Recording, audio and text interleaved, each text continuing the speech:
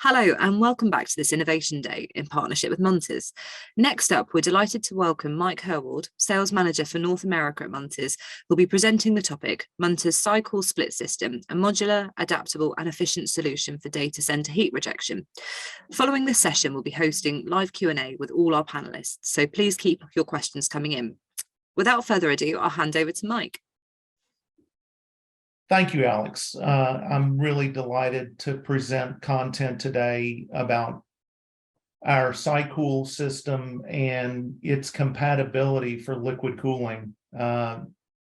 It really, in my experience in the data center market, liquid cooling has always been something that is 5 years away. And I think the market has been saying that for the last 15 years.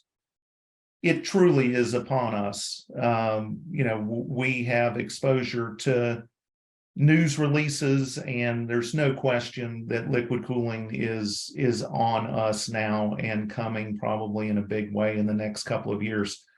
The really interesting thing about liquid cooling and today's discussions is not so much about exact selection and exact performance criteria. The discussion is more about compatibility.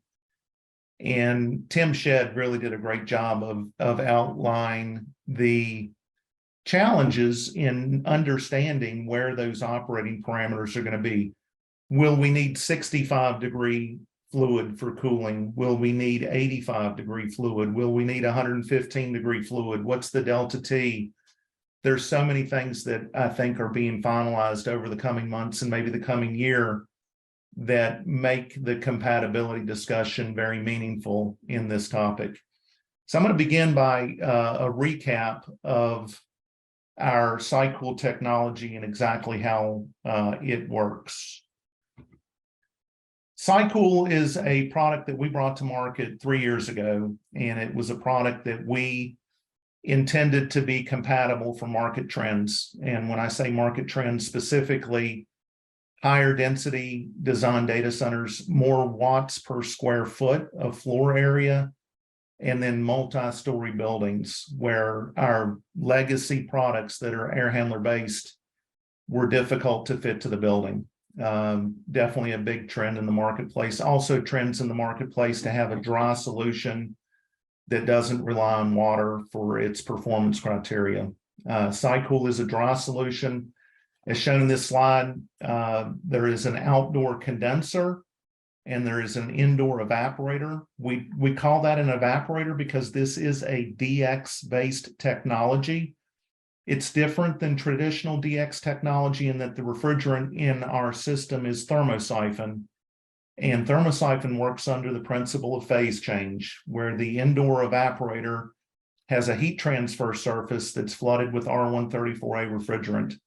As the hot air from the data center comes in the backside of the air handlers and is pulled through the coil, that refrigerant changes phase from a liquid to a gas. It naturally rises through the thermosiphon piping to the condenser. And then the condenser's responsibility is to transition that gas refrigerant back to a liquid. And then the liquid is collected and flows back to the indoor evaporator by gravity. The transition from a gas to a liquid is accomplished one of two ways. The best way and the most efficient way is through economizer cooling, where the gas manifold from the evaporator is piped to large V-banks. These V-banks have fans that draw ambient air across the top of the thermosiphon and convert that gas refrigerant back to a liquid. And one of the great strengths of thermosiphon technology in the SyCool product is its effectiveness. And when I say effectiveness, that's a heat exchanger term. How effective do you transfer heat from one area to another? SyCool is a 75% approach to ambient condition. To put some numbers to that, if you're targeting 75 supply temperature to the white space with a 20-degree delta T, SyCool will free cool at 65 degrees ambient and colder. That's a really good approach to ambient temperature. If we can elongate the hours that we're economizing, we reduce the annual energy. The other strength of the product is the great separation that can be achieved between the indoor unit, the indoor evaporator, and the outdoor condenser. We're not reliant on oil in the refrigerant to lubricate a compressor. The thermosiphon piping that connects the indoor unit to the outdoor unit is exclusively for heat transfer. And while the lines are larger, there's more freedom to have great separation between the indoor unit and outdoor unit without risk of mechanical failure. That separation can be up to 500 feet. The elbows count against that separation. That's a great amount of separation, making the system very compatible for taller buildings, very compatible for piping distances that can be fairly great between the indoor unit and the outdoor unit. As we transition from economizer to active DX, if you look closely, this gas manifold that comes up from the indoor unit, as I said, it's piped to the large V banks, but it's also piped to what we call an active condenser. And that's a plate heat exchanger that connects the thermosiphon to traditional DX that's all factory piped and packaged in the outdoor unit. The transition to active cooling is simply powering these compressors, and they stage up 1 to 8 stages of capacity. And as they stage up, they impart energy to the top of the thermosiphon for that transition from gas to a liquid. As we're transitioning, there are large portions of the system that continue to operate in economizer, which is another reason the system operates so efficiently. This is obviously, you would never see a clear plastic tube on traditional DX piping. We're able to demonstrate the thermosiphon because it does operate at much lower pressure than a traditional DX system. The operating pressure is typically 100 pounds pressure or lower, pounds per square inch. And I think this demonstrates really effectively how simple the technology is. Let me start this video. And this is the liquid line. In this case, it's a 2-inch liquid line coming back from the condenser. This is liquid refrigerant flowing by gravity from the condenser to the evaporator. And all that's making that refrigerant move is the differential temperature between the bottom of the thermosiphon and the top. This is the gas line. And in this case, this is a 4-inch gas line. This is the vapor that comes up from the evaporator to the condenser. So you can see how easily the thermosiphon transports heat from the indoor unit to the outdoor unit, whether it's operating passive or during economizer or active. The thermosiphon is what's transporting heat from the data center to the heat rejection mounted on the roof of the building.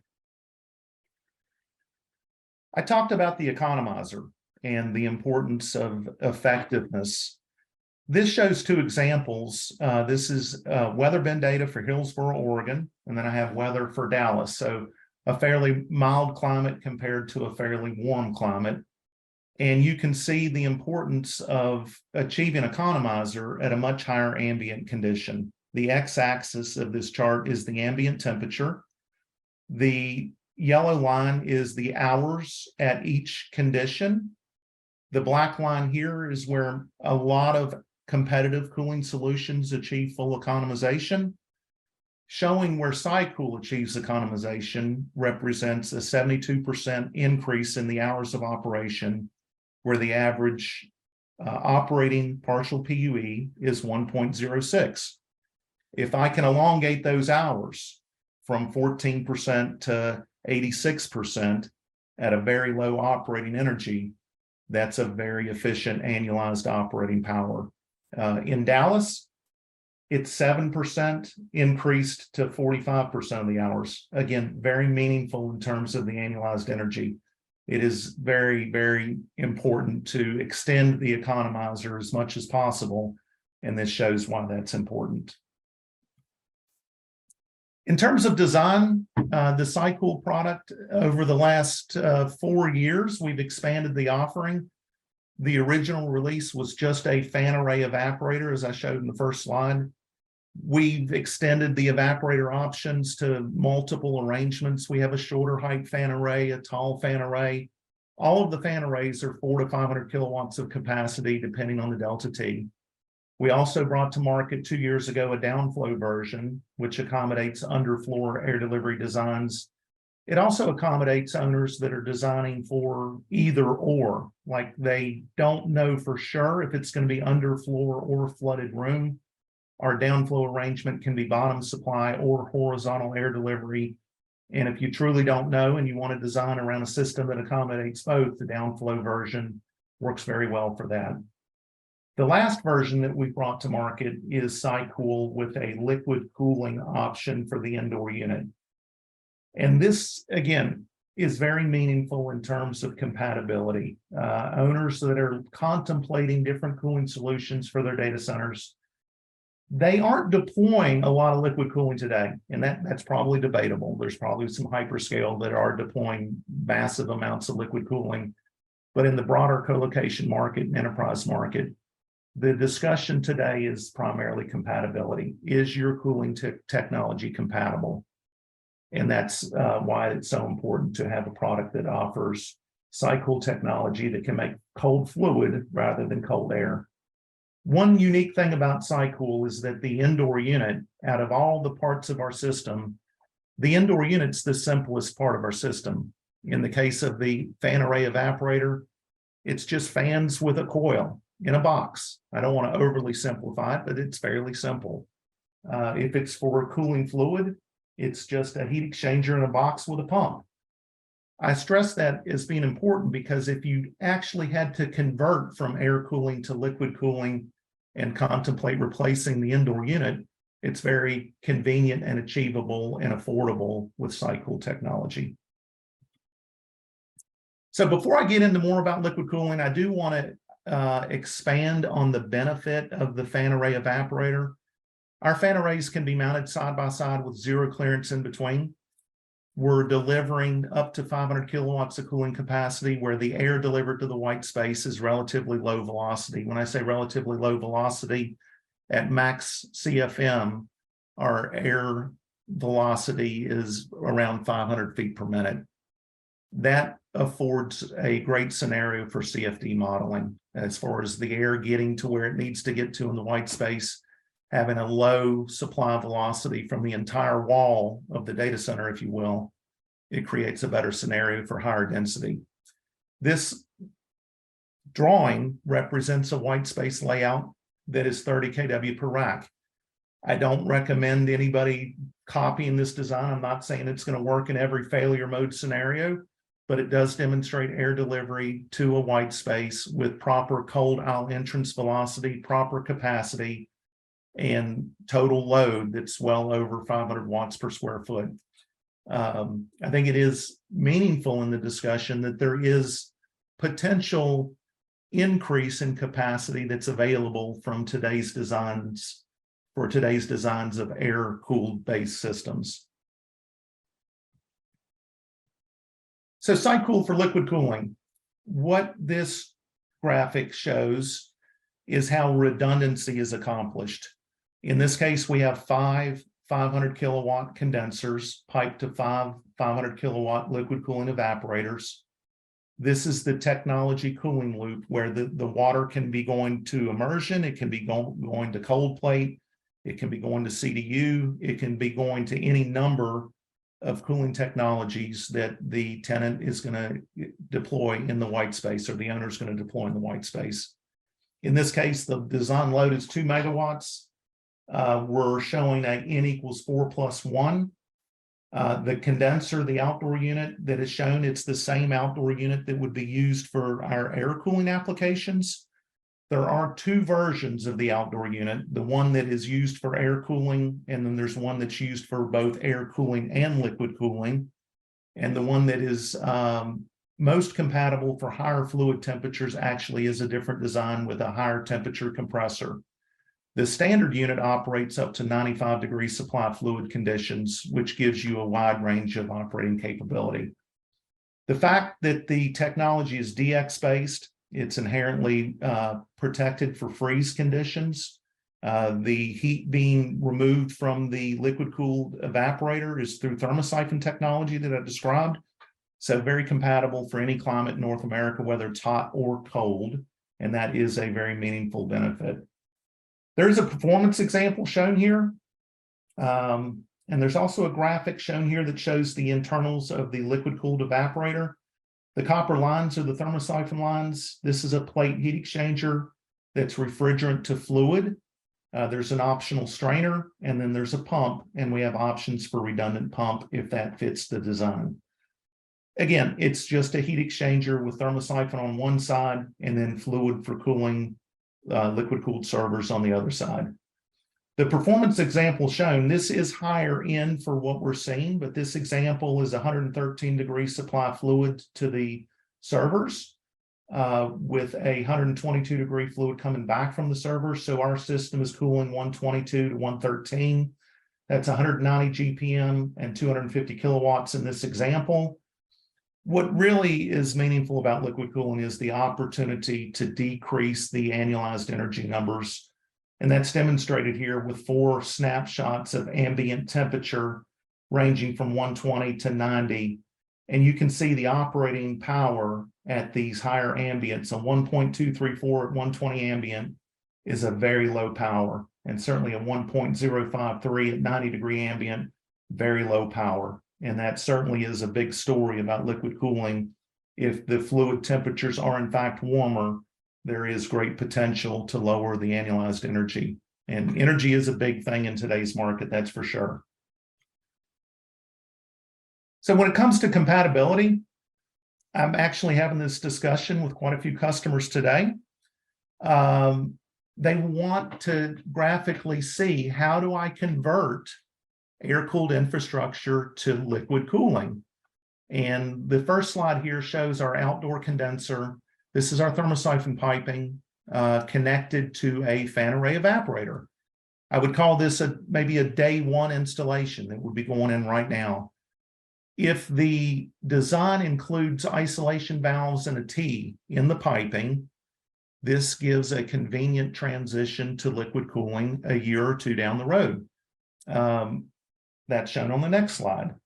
This is the same image. Now the piping is connected to our liquid-cooled evaporator rather than the fan array evaporator. The white space is now liquid-cooled rather than air-cooled. This is the discussion we're having today. Very, very meaningful in terms of compatibility.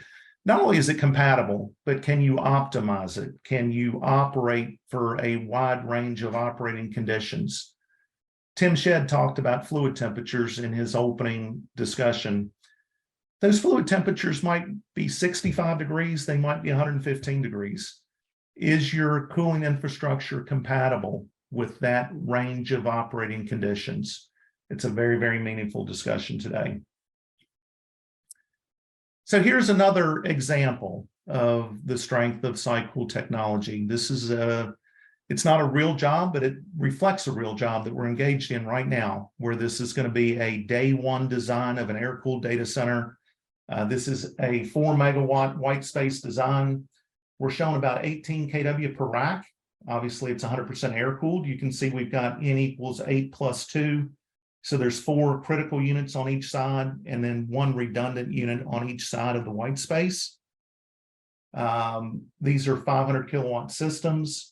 In this example, the target supply temperature is 75 degrees and the delta T is 22 degrees through the white space. Ambient design of 105. The site is in Ashburn, Virginia with a 300 feet elevation. And here's a summary of the performance. Again, the 4 megawatt load, 75 to 97, the 10 total systems. Peak power, 1.417. Annualized energy of 1.141. That is considering 100% of the design IT load for all hours of the year. The ambient temperature in this case for full economization, 59 degrees.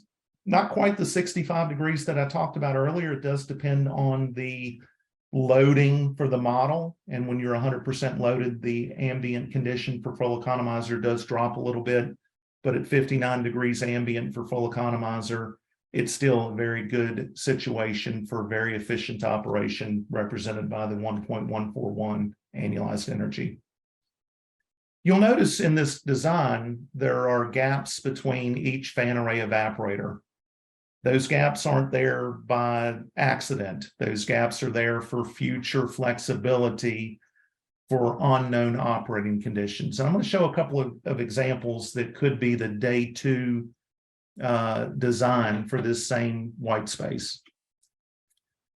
Variant number one, we're adding a lot of liquid cooling. We've gone from the original 18 kW per rack to around 54 kilowatts per rack. No question, at that power per rack, air cooling does not work. We're still reliant on some air cooling. The original 4 megawatt worth of fan array evaporator is responsible for what's called residual air cooling. And that's another variable that I would say is very much up in the air, where the people that are looking at liquid cooling, it could be 100% liquid cooled, it could be 50% liquid cooled with a 50% residual air cooling. It really could be anywhere in between or above those values. The ratio of air to liquid cooling is really undefined at this point. But this is one example where we're taking an original 4 megawatt data center, we're flexing to 12 megawatts in the same white space, more compute capacity in the same floor area, more bang for the buck, if you will, for the same building. Obviously, you have to design your mechanical and electrical infrastructure to be compatible for this kind of flex. This is a real world example where the original 10 fan arrays are supplemented with another group of boxes shown here that represent our liquid cooled evaporators. And in this case, that's a N equals 16 plus 4 for our liquid cooled evaporators that serve fluid for liquid cooling. The same condition is the design for the air in this example.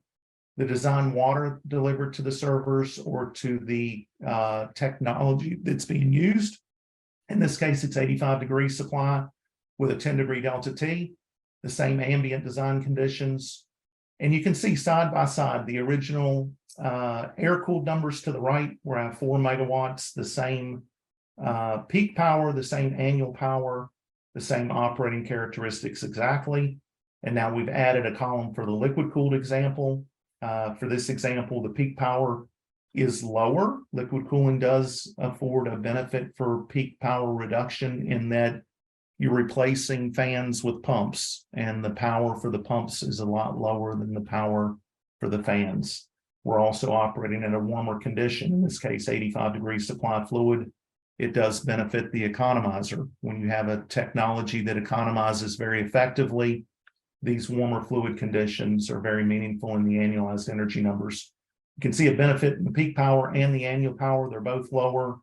The combined numbers for the white space are very, very good in terms of metrics that are used in the data center business today. A combined peak power of under 1.35 and a combined annual power of just over 1.12. So here's another variant for design day two. In this case, this is a hybrid white space. What I mean by hybrid is that it's direct chip with fluid. So it is technically liquid cooled servers with rack mounted heat rejection. I call that rear door heat exchanger. So Tim Shedd talked about rear door in his opening discussion. This is an example of that, where rather than being liquid cooled evaporators, this owner would flex in additional fan array evaporators to completely fill the gallery side to side on both sides of the white space. In this case, taking a 4 megawatt air cooled data center and converting it to an 8 megawatt hybrid data center with rear door heat exchangers. The example is N equals 16 plus 4 for the fan arrays. Again, they're 500 kilowatts, just like the original example. Because it is a different heat rejection, the operating conditions are different than the original. The design supply temperature to the white space is now 80 degrees, and it's a 35-degree delta T. Much different operating point, but SyCool is compatible for that much different operating point. Again, not only is it compatible, but it can be optimized for that operating point very efficiently. Same design ambient conditions, 105 ambient, site altitude's the same, again, Ashburn, Virginia.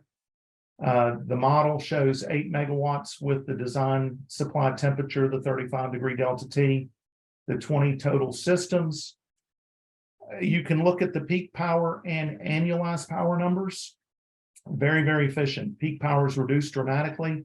Most of that reduction is the fan power. With a 35-degree delta T, the fan power for the indoor evaporators is much, much lower. That does reduce the peak power dramatically.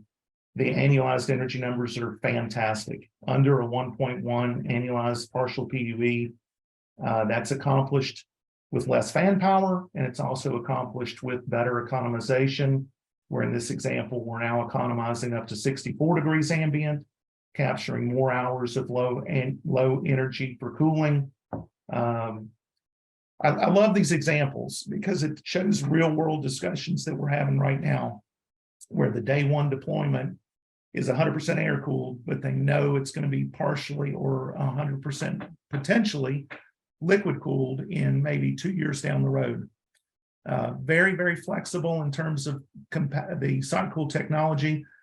When you have detached sections of infrastructure that can be dialed in for specific unknown operating conditions, it's really a flexibility that SyCool technology brings to the table that a lot of other alternate cooling solutions does not bring to the table. The ability to operate at these higher fluid conditions, the ability to economize very efficiently. Those are all very good characteristics with SyCool. So to recap, the advantages with SyCool technology, the great flexibility with regard to day two size and operating envelope, up to 95-degree supply fluid with the standard condenser. If the fluid conditions are warmer than that, you do have to use a higher temperature condenser design. That higher temperature condenser design takes you all the way up to 45 degrees centigrade supply fluid to the servers, which is just under 115 degrees. You're flexible with regard to day two residual air cooling. You know, right now, hyperscalers are huddled up in a lab trying to figure out what they're going to do.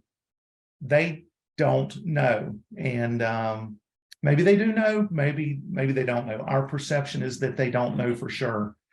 And having the flexibility to have maybe a 10% air-cooled system and 90% liquid-cooled, or 50% air-cooled, 50% liquid-cooled, having that flexibility is very, very meaningful.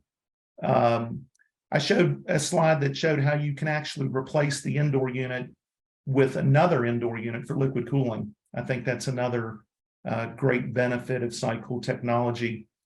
The refrigerant-based system, one of the things that is a headwind for liquid cooling, and Tim Shedd talked about this a little bit, is having multiple heat exchangers between the heat absorption and the heat rejection.